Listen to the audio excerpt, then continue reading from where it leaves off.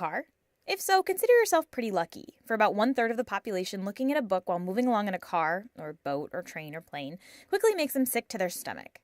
But why do we get motion sickness in the first place? Well, believe it or not, scientists aren't exactly sure.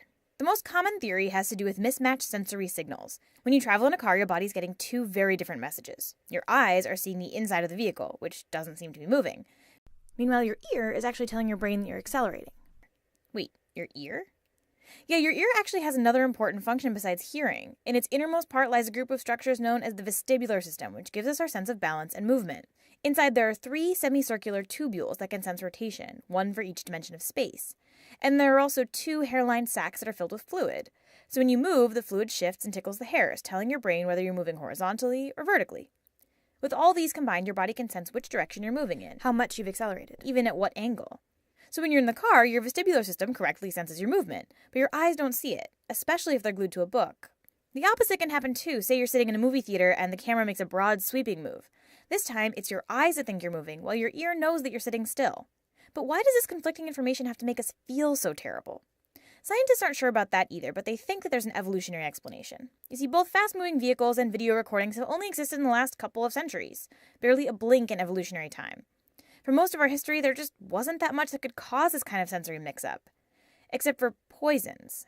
And because poisons are not the best thing for survival, our bodies evolved a very direct, but not very pleasant way to get rid of whatever we might have eaten that was causing the confusion. This theory seems pretty reasonable, but it leaves a lot of things unexplained, like why women are more affected by motion sickness than men, or why passengers get more nauseous than drivers. Another theory suggests that the cause may have more to do with the way some unfamiliar situations make it harder to maintain our natural body posture. Studies have shown that being immersed in water or just changing your stance can greatly reduce the effects of motion sickness. But again, we don't really know what's going on. We all do know some of the more common remedies for car queasiness, looking at the horizon, chewing gum, taking over-the-counter pills, but none of these are totally reliable, nor can they handle really intense motion sickness. And sometimes the stakes are far higher than just not being bored during a long car ride. At NASA, where astronauts are hurtled into space at 17,000 miles per hour, motion sickness is a serious problem. So in addition to researching the latest space-age technologies, NASA also spends a lot of time trying to figure out how to keep astronauts from vomiting up their carefully prepared space rations. Much like understanding the mysteries of sleep or curing the common cold, motion sickness remains one of those seemingly simple problems that, despite amazing scientific progress, we still know very little about.